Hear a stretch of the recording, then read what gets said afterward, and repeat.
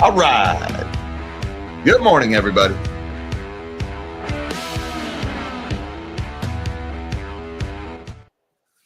Good morning, all you magnificent melonheads of the world. Happy Wednesday, everybody. Today is July 30th, 2025. And the top story this morning is the trade war. We have multiple developments, and in some cases, lack of developments that are very big news because of the calendar and because of the trade war and the tariffs. First up is India. Breaking just moments ago, President Trump announced 25% across the board tariffs on India starting August 1st. Oh my God, that's 2 days from now. Yep, that happened. Guys, early on in this trade war, all the headlines and all the articles were suggesting that India might be the first one to cut a deal. And it looks like India is maybe not the last ones to cut a deal, but they sure as heck weren't first. And this 25% tariff that President Trump has just implemented, that is the highest end of what he said was possible for that country. So, look, I don't know what happened between Indian and U.S. negotiators. The wheels fell off the bus somewhere along the lines. The other thing that's very interesting here is President Trump is saying these tariffs could be going up. And this is less so a factor in the trade war as much as it is the result of what's going on in Ukraine and the inability to bring that war to a close. Now, what does India have to do with Ukraine, you might be asking? Well, there's been several headlines over the last couple of days where President Trump, first of all, a few weeks ago, he told Vladimir Putin, you got 50 days to end the killing, sign a deal. And all the indications based on the talks and who went and who didn't go suggested the Russians had no intention of bringing the war to a close. The Russians had actually stepped up some of their missile attacks on Ukrainian cities. All the indications were the Russians were like, you can take your 50-day deadline and you know what you can do with it. And then, well, Mr. Orange didn't like that. So he came out yesterday and he said, you know what? You got 10 days now, not 50. And he said, if you don't do it, we're going to sanction you. Now, the problem here is we've already sanctioned the heck out of the Russians. What's left to sanction once you've already sanctioned everything? Well, the only thing left to sanction is the countries that Russia does business with, secondary sanctions. And of course, Russia's two biggest trading partners are China and India.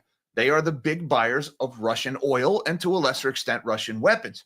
And so these tariffs that President Trump has put on India and the threat of additional tariffs is actually an extension of him using trade as a bargaining chip in order to bring the war in Ukraine to a close. And it could be the Indians paying the price for that because the Indians have said, you know what? Russian oil, the Europeans put this little price cap thing on it. That's adorable. We love what you did. And then the Americans seized all their reserves and kicked them out of SWIFT. You know what? We'll buy that Russian oil on the cheap. And now President Trump is saying it's going to cost you additional tariffs if you keep doing that, unless the war comes to a close. So, trade is President Trump's preferred method of diplomacy, both via carrot and stick, obviously. For better or worse, that is the situation here with India. And now I have to mention, if India, why not China? Because China is also buying an awful lot of Russian crude. And President Trump hasn't said that. But if he's going to increase these tariffs on India because they're buying Russian crude, well, then he would do the same thing to the Chinese, right? Speaking of the Chinese, we still have no word. The negotiations wrapped up yesterday in, I believe it was in Sweden they were doing that, maybe Switzerland. I get those two mixed up all the time.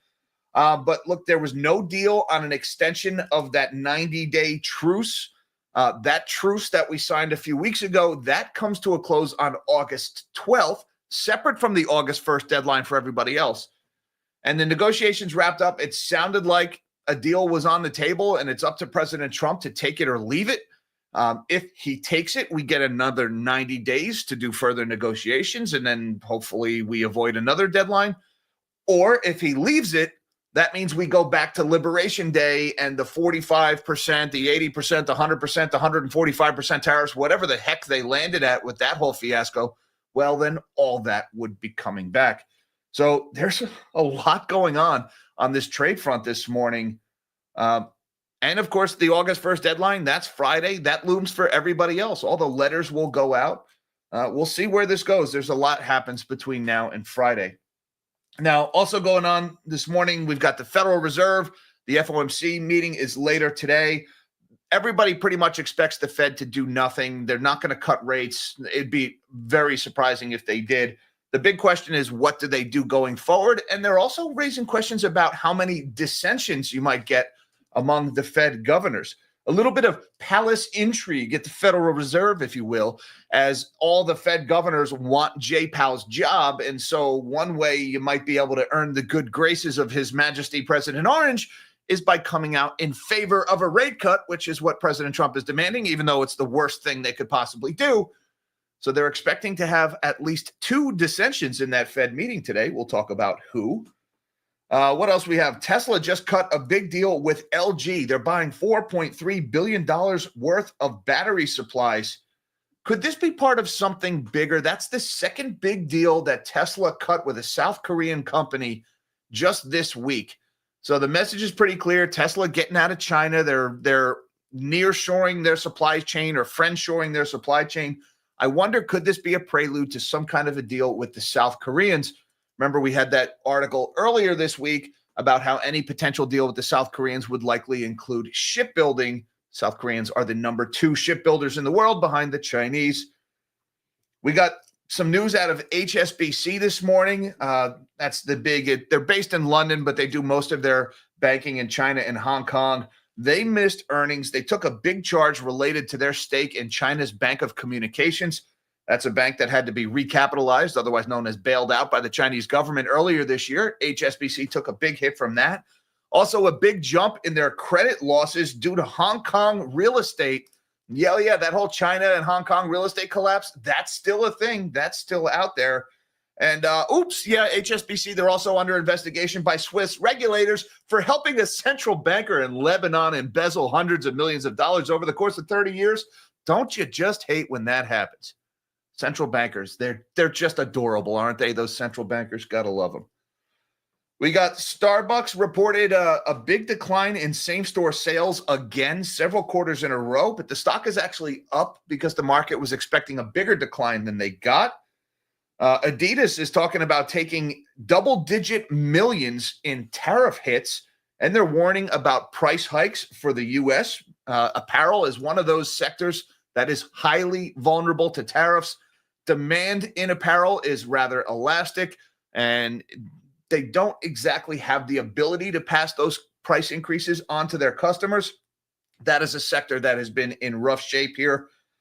We also got Carol Fulmer, is a trucking company with 400 trucks on the road and 600 employees, or at least they used to, because they are ceasing operations. There are still problems in the logistics world. We got an article in FreightWaves talking about that one this morning.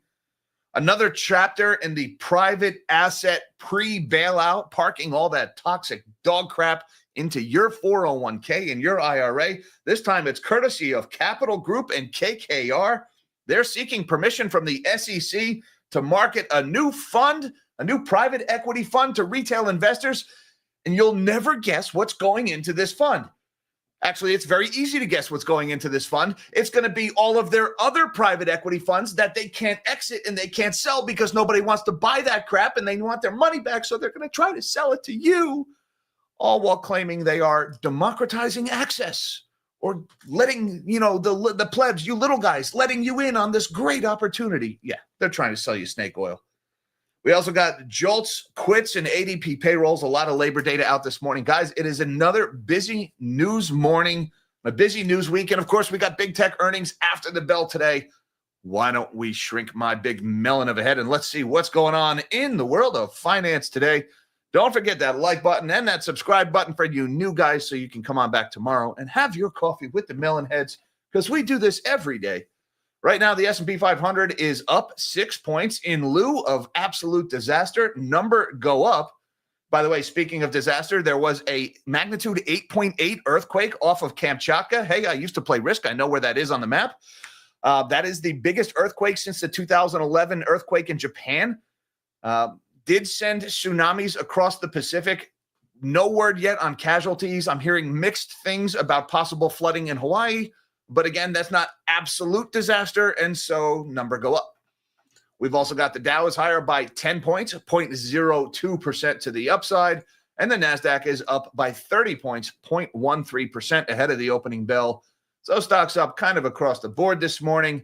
Look at that DXY getting a little stronger here at 99.5. That's higher by 60 basis points or 0.62%. It looks like that started around 8 and caught a little bit of a bump at 8:30 as well. We did have that labor data came out at 8:30. We also had the quarterly GDP announcement. Look, GDP jumped a lot Q over Q. That's not surprising. A surge of imports last quarter dragged GDP down. That went away as people are no longer front-running tariffs. So maybe a little bit of an overreaction going on there. Not sure what's driving that big strength in the dollar.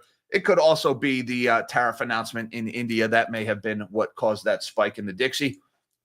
Looking over at the bond market, we've got yields are higher this morning. Not quite across the board, but the long end is certainly higher. The 30-year Treasury, 4.894. That's up by 2.5 points. The 10-year at 4.367. That's up 3 points and change. The 2 years at 3.910, up 3.5 points.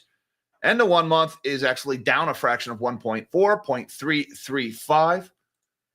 Looking over at commodities, we got some red in metals once again this morning. Spot gold, $3,309. That's off by another $17 or 0.5%.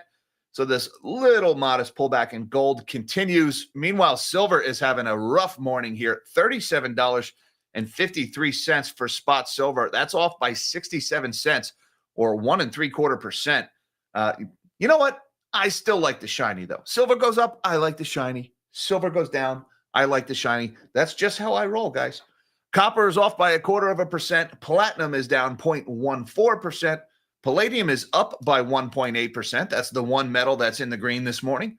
Crude oil is higher by a quarter, $69.45 for September WTI futures. That's up by about 1/3%. And let's check in with Bitcoin. Still doing a whole bunch of nothing, bouncing between these levels we've been at for a couple of weeks. $117,500, we'll say $117,600 as priced on Coinbase, down a few $100 from yesterday. We're supposed to be hearing about the strategic Bitcoin reserve or the crypto stockpile. Remember, President Trump had like a working group that he, via executive order, he put together a couple of months ago. We were supposed to have heard about that by now. Rumor has it we're going to get some news on that one this afternoon, so we'll see if that moves Bitcoin prices. But of course, for the time being, it's all about this Indian tariff story this morning. Trump hits Indian imports with 25% tariff starting on August 1st. President Donald Trump said he would impose a tariff rate of 25% on India starting on August 1st and suggested he would add an additional penalty over the country's energy purchases from Russia. Trump, in a post on Truth Social on Wednesday, said India had tariffs that were among the highest in the world, and they have the most strenuous and obnoxious non-monetary trade barriers of any country. Some pretty strong words in Truth Social. Also, I have a fly in my office. This thing is really driving me. It's a live show. Do you have to? Sorry, this fly has no manners whatsoever. Also, they have always bought a vast majority of their military equipment from Russia and are Russia's largest buyer of energy, along with China. At a time when everyone wants Russia to stop the killing in Ukraine, capital letters means business, he added, India will therefore be paying a tariff of 25% plus a penalty for the above starting on August 1st. Trump's announcement comes ahead of the August 1st deadline he set for imposing new import taxes on dozens of trading partners. The levies dash New Delhi's hopes of preferential treatment over its regional peers. India had been among the first to engage Washington in talks following Prime Minister Narendra Modi's high-profile White House visit in February. Apparently, those talks went a whole bunch of nowhere because India getting hit with 25% plus the possibility of additional levies over the purchases of Russian crude. And that's not the only one going on today. Trump says the Friday tariff deadline will not be extended. Oh, good. Another Truth Social post this morning. President Donald Trump said that he will not extend Friday's deadline for his reciprocal tariffs on dozens of countries to restart. All caps, once again, the August 1st deadline is the August 1st deadline. It stands strong and will not be extended. A big day for America. Trump wrote on Truth Social on Wednesday morning. In other words, guys, the taco trade, it's not happening again. Apparently, at least that's what he's saying. What he says and what he does often differ. But for now, that Friday deadline is still in effect. Are we going to get any deal announcements between now and then? I don't know. That's not a lot of time. And of course, the China question, that's still out there. U.S.-China trade talks end without an extension of a tariff truce as Trump weighs options. There were conflicting headlines yesterday about this.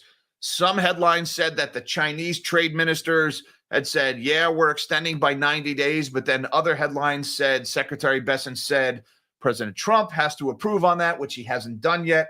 So as of this moment, the 90-day truce has not been extended, which means that ends on August 12th.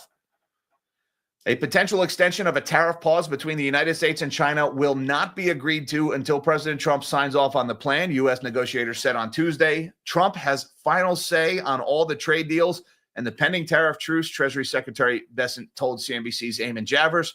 The remarks came after top trade officials for the two countries concluded talks in Stockholm, Sweden, their third round of high-level discussions since May. We're going to head back to Washington, D.C. We're going to talk to the president about whether that's something he wants to do. U.S. Trade Rep Jamieson Greer told reporters following the talks. Chinese trade negotiator Li Changgang earlier said that the two sides agreed to continue to push for an extension of the 90-day pause on most of the U.S. reciprocal tariffs on Chinese goods, as well as most of Beijing's retaliatory measures. So there's kind of like conflicting signals there. The Chinese regulator says the two sides agreed to push for an extension. It doesn't mean they agreed on an extension. That just means, yeah, let's both push. Well, are we pushing in the same direction? Because if we're not pushing in the same direction, then I don't think it's going to happen. The pause is currently set to expire on August 12th. Bessent told reporters after Tuesday's talks that if an extension is not reached by the deadline, then U.S. tariffs on Chinese goods will shoot back up to their April levels. Yikes, those April levels were rather nutty. You guys remember, I think, what was the high? I think we went to 145% was the highest one that we went to. Yeah, let's revisit those levels. Sure. Meanwhile, it's Fed Day, the day when central bankers get together and decide to move our lives around on the chessboard like little bitty pawns that we are. Fed governors could break ranks as Trump intensifies Powell pressure. Possible dissents by Christopher Waller and Michelle Bowman would mark the first time in 3 decades that more than one Fed governor dissented at a policy meeting. There's Waller and Bowman, two people that pretty much want Jay Powell's job, and so they're going to make symbolic gestures in support of the rate cuts that President Trump wants, hoping that maybe that will land them the gig. And that's pretty much the whole story, guys. The Fed is not going to cut. It's probably not going to happen today. The question is, are they going to make any comments that suggest the cuts might come sooner, or are they going to adopt their typical wait-and-see approach, followed by a lot of questions that are just fishing for sound bites that they can use to bash Trump with? Either way, this is really the only development this morning, the prospect of two dissensions. That is the first time since the 90s that we've seen anything like that. Also going on this morning, Tesla signs a $4.3 billion battery supply pact with LG Energy. This is the second big deal with a South Korean company Tesla has made this week. Tesla agreed to buy $4.3 billion worth of U.S.-built batteries from LG Energy Solutions, a person familiar with the matter said, in a deal that should eventually boost the car maker's slowing energy storage business. LG announced in a regulatory filing Wednesday that it had secured a 5.9 trillion won contract to supply lithium iron phosphate, or LFP, batteries overseas over 3 years starting August 2027. So this deal's a few years out. Tesla is the customer in the deal, the person said Wednesday, speaking on condition of anonymity as the information isn't yet public. LG Energy declined to comment beyond the filing, citing a confidentiality agreement. Tesla didn't immediately respond to a request for comment. Tesla's energy business was steadily growing prior to President Trump's raising tariffs on U.S. battery imports earlier this year. The manufacturer is particularly reliant on LFP cells from China for products including megapack storage units designed for utilities and large-scale commercial projects. Last week, Tesla reported its first year-over-year decline in energy storage revenue in more than 3 years. So Tesla is signing another deal with a South Korean company. They signed a big deal with Samsung earlier this week, and this was right after the announcement that the U.S. was in trade talks on a deal with South Korea that could possibly include shipbuilding. We still haven't had any announcement with the South Koreans yet, and of course that Friday deadline looms, but I suspect we'll probably hear something about this where President Trump basically takes these two agreements with Tesla, says, sure, those were part of the trade deal, slaps them on there, takes credit for it, and then announces a big, beautiful trade deal. Tesla stock is pretty much unchanged this morning, up 26 cents, $321.45 a share for Tesla. Meanwhile, we got some news across the pond. HSBC quarterly profits stung by higher costs and China charge. Banks taking a hit from Chinese real estate. Kind of surprised it's taken this long. This has been going on for years, but you know what? That big game of extend and pretend, it's going on everywhere, including China. HSBC Holdings shareholders wiped out about $9.4 billion of the firm's market cap after quarterly earnings fell short of expectations as CEO George Elideri pushes through an increasingly expensive restructuring of the firm. The bank said expenses for the second quarter jumped 10% to $8.9 billion, with HSBC blaming the rise on its ongoing efforts to simplify the firm. The London-headquartered bank also recorded a $2.1 billion impairment linked to its stake in Bank of Communications, which is a big Chinese bank that was recently recapitalized by the Chinese government. And of course, HSBC took a big hit when that bailout happened. HSBC's charge on its holding in BOCOM comes after China's finance ministry recapitalized the lender earlier this year. China is grappling with a slowdown in its real estate market, even as trade tensions with the U.S. have escalated. The banking industry's asset quality remains under pressure, with officials cautioning more bad debt could arise from the property market. Gee, you think? The quarter included expected credit losses of $1.1 billion, about $700 million higher than a year earlier. Big increase in credit losses. The increase included charges related to the commercial real estate sector in Hong Kong, with the bank blaming an oversupply of non-residential properties, putting continued downward pressure on rental and capital values.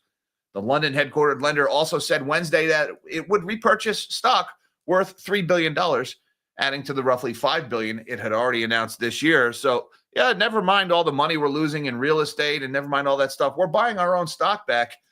But wait, there's more. We slipped this one in just moments after the earnings release. HSBC targeted in Swiss probe links to ex-Lebanon central banker.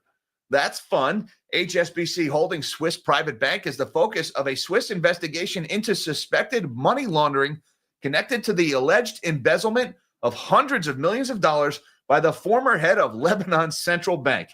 Swiss federal prosecutors opened the probe in January in the HSBC private bank. An unnamed individual and 4 other unknown persons in relation to the case. It said in a statement on Wednesday it declined to comment given the probe is ongoing. Since 2020, Swiss prosecutors have been investigating the case surrounding Riyad Salameh, Lebanon's former central bank governor, who was then charged last year by Lebanese prosecutors with embezzling public funds, forgery, illicit enrichment, and money laundering. Saleh was head of Lebanon's central bank for 3 decades before stepping down, and what a fine job he did. Inflation is like Weimar levels in Lebanon. Switzerland's financial regulator last year announced that it had found that HSBC's private bank had failed to carry out adequate checks on high-risk accounts owned by politically exposed persons. At the time, FINMA said it had found serious violations of the law related to a total of more than $300 million of transactions carried out between 2002 and 2015. You know, it's so hard to make a living these days as a central banker embezzling hundreds of millions of dollars. You can't even get away with it because of these nosy investigators. Poor guys just trying to make a living. You know, it's hard to be a central banker in Lebanon. Notes sarcasm. HSBC down 3.1% ahead of the open here, $63.01. Because of big charges in Hong Kong real estate, Chinese banks, and Lebanese central bankers embezzling hundreds of millions. A lot of good headlines for HSBC this morning. Meanwhile, Starbucks sees their same-store sales fall again, but the CEO says the turnaround is ahead of schedule. Never mind those same-store sales declines. Starbucks on Tuesday reported its 6th straight quarter of same-store sales declines. Yikes.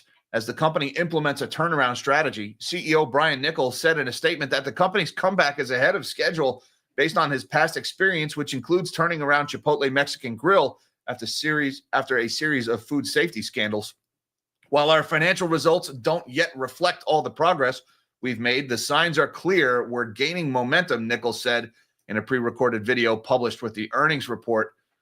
Let's see. Net sales rose 4% to $9.5 billion, but global same-store sales declined by 2%, a steeper drop than the estimate of 1.3% decrease, according to street estimates. I don't see that momentum that the CEO is talking about there. However, Starbucks North American cafes performed better than expected. The chain's North American same-store sales fell by 2%. That's smaller than the 2.5% that was projected by Wall Street. Transactions fell 3%, but average ticket rose 1% in the quarter. Look, people are cutting back on expensive coffee because they're broke. There's no big surprise there. Starbucks stock, though, up 5.2% ahead of the open because the market was expecting bigger declines in North America. I guess a little bit of that negativity was priced in. The stock is basically flat year to date. We've also got some more trade talks. Adidas slumps 7% as the sportswear giant warns tariffs will drive up U.S. prices. Shares of Adidas fell Wednesday after the German sportswear giant flagged a double-digit million euro hit from U.S. tariffs in the second quarter and warned that current import levies will push up the cost of its U.S. goods. Adidas said that it had not yet implemented any price hikes in response to tariffs, but had instead reallocated its sourcing mix. Golden added that management would conduct a pricing review once the final rate of U.S. tariffs on global imports are confirmed on or around August 1st, and suggested that price increases were more likely to be applied to new products rather than existing lines. What we can say is we will not be the price leaders. We will move slowly and see what is happening in the market. So it seems like CNBC just wanted to have a headline that said prices are going to rise. And so they ran with their headline saying drive up U.S. prices and then filled the article with quotes of the CEO walking back that, saying, we're not going to be price leaders. Maybe our new stuff, the prices are going to go up, not the old stuff. Look, apparel companies don't really have a lot of pricing power right now because they're already seeing declines in their sales. Consumers are already strapped. And so if they just raise their prices to reflect these tariffs, well, people aren't going to buy their clothes. So apparel is one sector that's probably going to be hit really hard by these tariffs.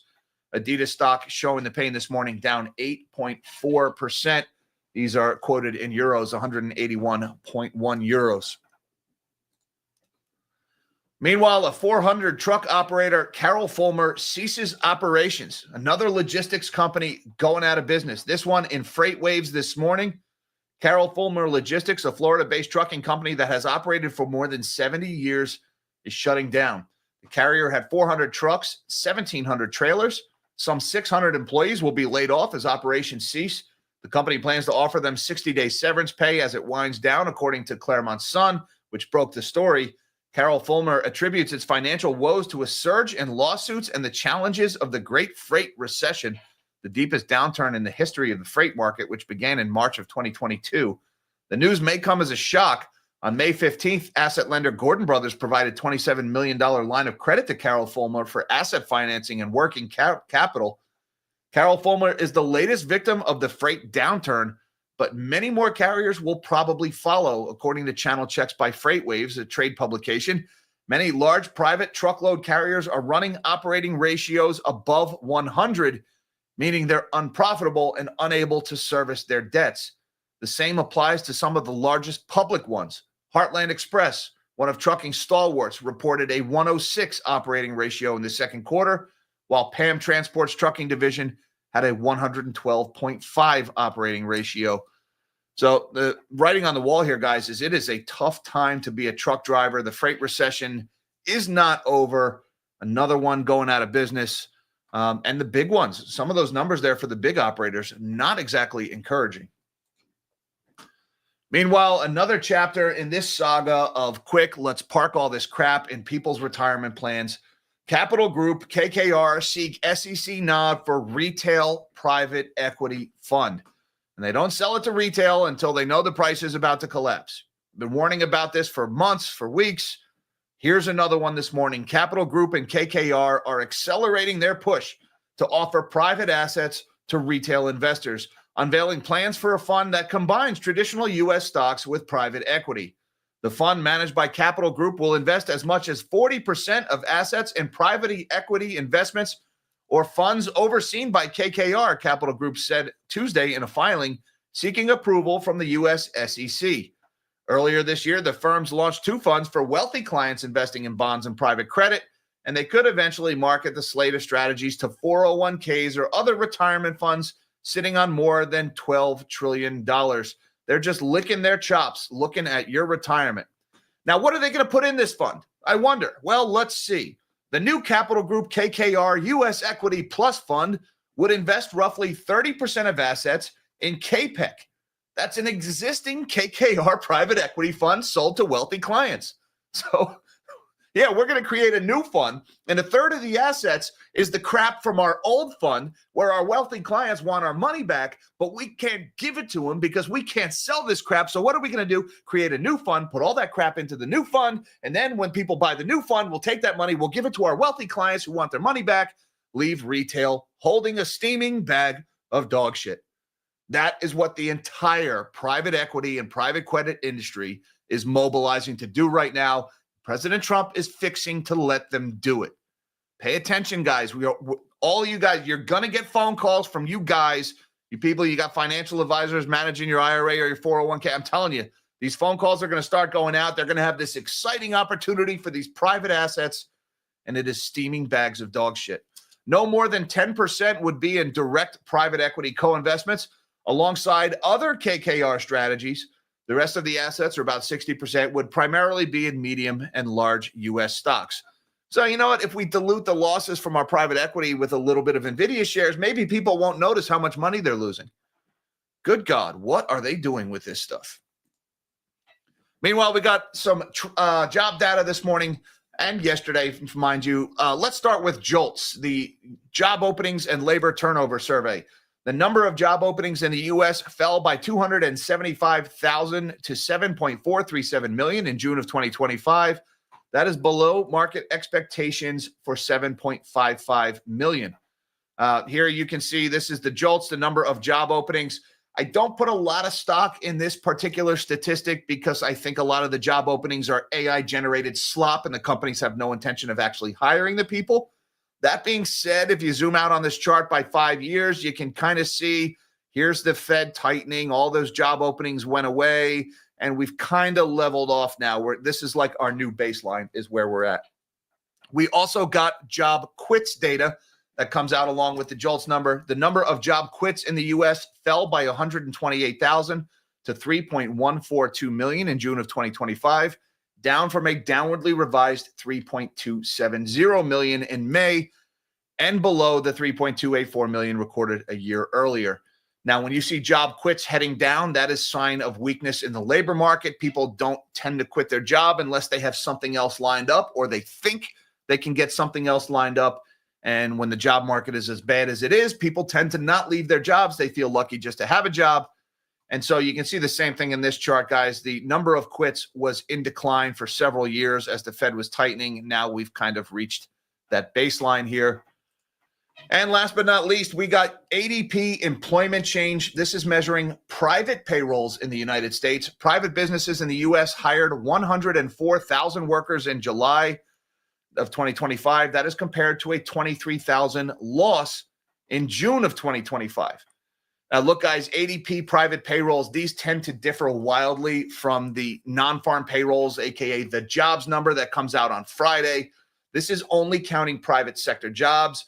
And look, last month we saw a negative number. You can see that there in June of negative 33,000. And then we ended up having a pretty good jobs number last month.